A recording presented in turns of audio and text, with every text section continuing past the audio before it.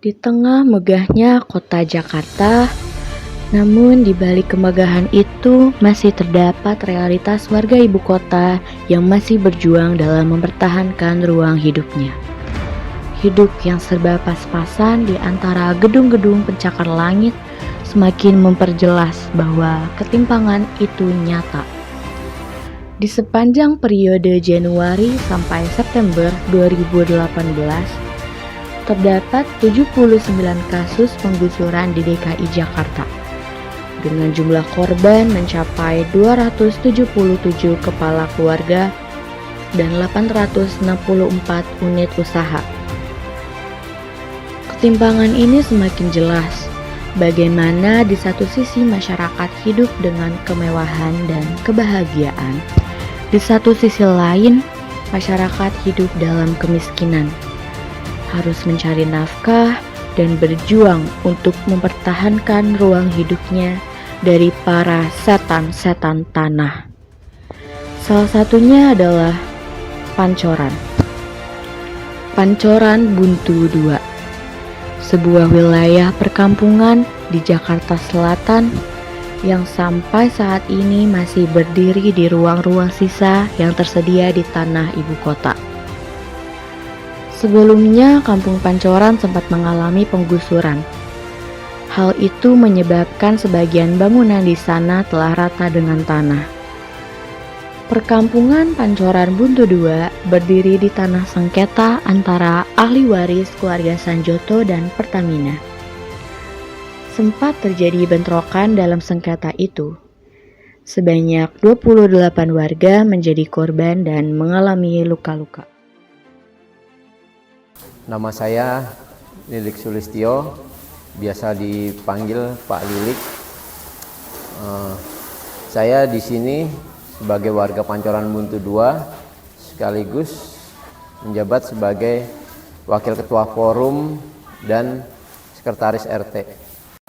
Untuk awal mula penggusuran di Pancoran, sebenarnya Pancoran itu kan sudah berkonflik dari tahun 1970-an ya. 1970-an itu antara ahli waris Sanyoto almarhum dan Pertamina.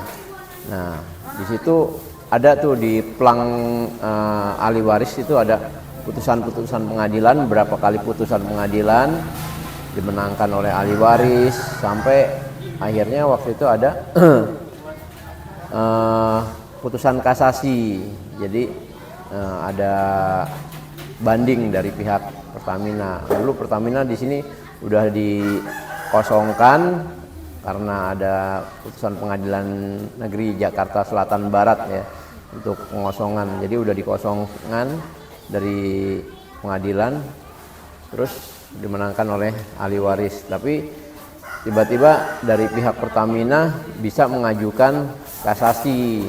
Ya, putusan kasasi itu diajukan, tapi setelah masa kasasi itu habis gitu. Tapi ternyata bisa diajukan oleh pihak Pertamina gitu. Dan dari kasasi itu dimenangkan oleh Pertamina. Tapi Pertamina tidak bisa mengeksekusi karena sudah dieksekusi oleh Pengadilan Negeri Jakarta Selatan Barat. Waktu itu masih gabung ya, Selatan sama Barat masih gabung. Akhirnya kedua belah pihak, dari pihak ahli waris punya putusan eksekusi, dari Pertamina punya putusan kasasi gitu. Pas lagi penggusuran kan datangnya Pertamina, saya ceritakan ya awal yang lagi akhir-akhir ini nih, dia itu datang ke sini untuk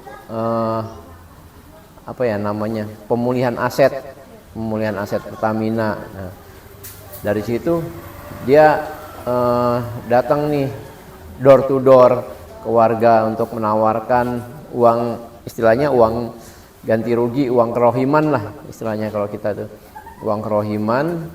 Tapi itu angkanya ya nggak terlalu inilah buat mereka gitu ya.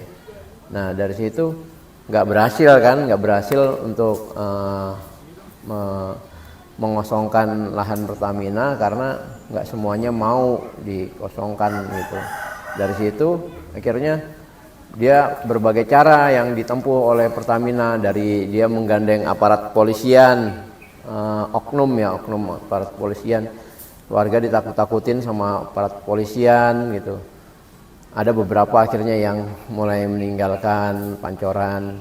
Terus dari aparat polisian ada gesekan sedikit karena ada paksaan kan. Tapi tetap warga melawan karena ada gesekan. Dari oknum aparat nggak berani dia berbuat kasar kepada warga karena mereka kan berseragam, mereka punya pangkat, punya identitas. Akhirnya dari pihak Pertamina merasa agak kesal juga, kok gue udah bayar polisi tapi polisinya kok nggak berani gitu. Akhirnya dia menggandeng preman dan oknum ormas pemuda Pancasila waktu itu yang digandeng. Saya sebutnya oknum ya karena saya nggak mau menjelekan badan ataupun institusi, karena nggak semuanya badan atau institusi atau ormas itu jelek gitu. Tapi ada orang-orangnya yang oknum gitu. Nah itu akhirnya dari situ ada oknum ormas yang mau dibayar. Nah akhirnya adalah gesekan sama warga gitu. Nah itu ada dua kejadian besar. Yang pertama di tanggal 24 Februari waktu itu mau ngosongin rumah yang ada di sini nih, yang nomor 19 ini mau dikosongin. Akhirnya kita mempertahankan itu, warga mempertahankan itu, akhirnya sampai adanya gesekan, yaitu lempar-lemparan batu, sampai ada warga kita yang ditangkap, diseret-seret sama oknum itu. Jadi diseret-seret, akhirnya terjadi booming viral di media sosial. Dari situ datang deh teman-teman dari lembaga bantuan hukum, teman-teman dari mahasiswa, dari Solidaritas datang ke Pancoran. Bertepatan tanggal 17 Maret waktu itu 2021 itu ada kan, memang dia siapkan alat berat tuh. Alat berat yang begini tuh, ekskavator apa beko apa namanya. Nah itu dia mau eksekusi rumah nomor 1 waktu itu. Di rumah situ begitu dia eksekusi, warga beserta teman-teman mahasiswa Solidaritas naik semua ke atas. Ya udah situ akhirnya kita aksiin di depan, kita tutup akses jalan raya Pasar Minggu waktu itu. Akhirnya mengundang konsentrasi kemacetan kan. Akhirnya dari polisian datang, dari Polsek Pancoran datang, cuman masih belum bisa menengahin. Sampai akhirnya dari Polres datang. Waktu itu Kompol Ajis sendiri sebagai Kapolres Jakarta Selatan datang ke sini untuk menengahkan masalah ini. Akhirnya dia berjanji ini bisa diselesaikan. Maksudnya apa sih permintaan warga nih? Permintaan warga saat itu yaitu buka portal yang di depan, karena waktu itu di portal sama pihak Pertamina, jadi keluar masuk akses warga nggak bisa. Yang kedua, kosongkan PAUD waktu itu dijadikan kantornya itu oknum-oknum sama kantornya PTC itu anak perusahaannya Pertamina. Nah di situ. Yang ketiga, keluarkan semua orang-orang PTC dan aparat yang berseragam maupun yang tidak berseragam. Jadi akhirnya dikeluarin tuh, dipenuhin semua. Akhirnya warga nggak ada yang di jalanan lagi, tapi mereka cabut semua tuh, termasuk alat berat juga dikeluarkan juga di situ.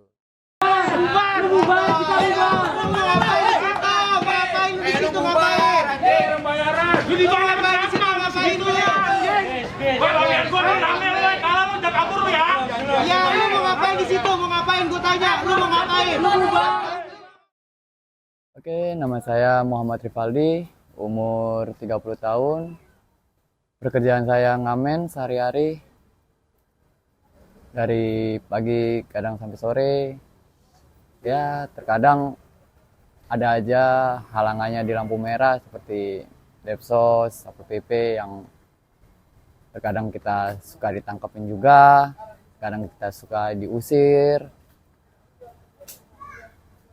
banyak banyak halangannya juga lah kalau di jalanan itu tuh.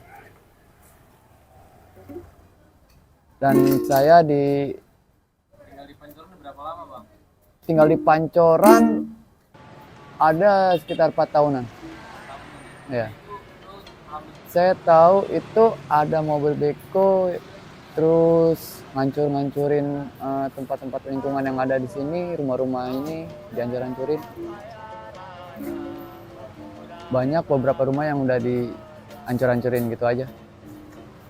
Perasaan lu gimana tuh Bang lihat ya, seperti itu? Ya, Tanah yang lu tinggalin. sedih sih karena saya pribadi kan punya anak bini dan tempat tinggal saya itu dihancurin dan anak bini saya jadi lantar. Kasihan ngeliat anak bini itu tidur di ya tempat kosong itulah. Biasanya tuh lu kalau ngamen tuh jam-jamnya tuh bagaimana Bang? Sore. Ya kadang jam 9 sampai jam 3 gitu. Kadang ya dari jam 10 sampai jam 3 atau habis asar. Karena kalau pagi tuh keseringan kita orang tuh diganggu sama panti dinas sosial, terus diganggu sama Satpol PP. Ya kalau kita maksain ya kita ke bawah, ke angkut gitu. Nah, sehari itu bisa dapat berapa Bang? Ya kalau sehari itu bisa ya paling gede-gedenya 80.000, 90.000 atau 100. Dari jam berapa sampai jam berapa Bang? Dari jam 10 sampai jam 8.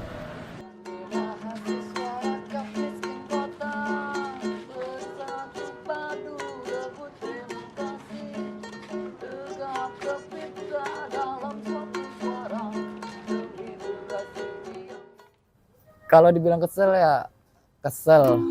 Maksudnya tolonglah pemerintahan ini beri kami ruang hidup yang layak dan jangan diusik-usik gitulah. Kita orang ini hanya orang-orang kecil, hanya orang-orang pinggiran yang butuh ruang hidup, ruang yang layak lah untuk anak istrinya. Kalau terus-terusan kita orang dipaksa untuk pergi, untuk ninggalin ruang hidup gitu yang ada, kita orang ini bakal kayak gimana nantinya.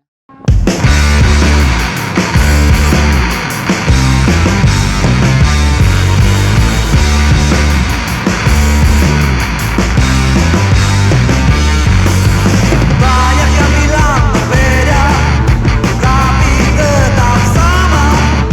Banyak yang ingin merdeka, tapi sementara di mana mereka yang beda? Apa masih ada yang merdeka? Harapan kami warga Pancoran Buntu 2, kami masih ingin tetap tinggal di sini, melanjutkan aktivitas keseharian kami di sini tanpa ada tekanan dari pemerintah maupun dari korporat. Nggak ada lagi intimidasi, nggak ada lagi tekanan dari pihak manapun. Kita mau disetarakan, disamakan dengan warga yang lainnya, punya kemerdekaan ya. Kita merasa di sini belum merdeka. Ada contoh yang masih baru aja hangat banget nih. Ada namanya tuh musrembang. Musrembang tuh di setiap wilayah ada ya, musyawarah rembuk musrembang lah. Nah, dari RT kita musrembangnya tuh nggak pernah disetujuin gitu. Kita komplain masalah banjir, kita komplain masalah jalan, kita komplain masalah lapangan ataupun fasilitas umum yang lain, selalu ditolak. Alasannya apa?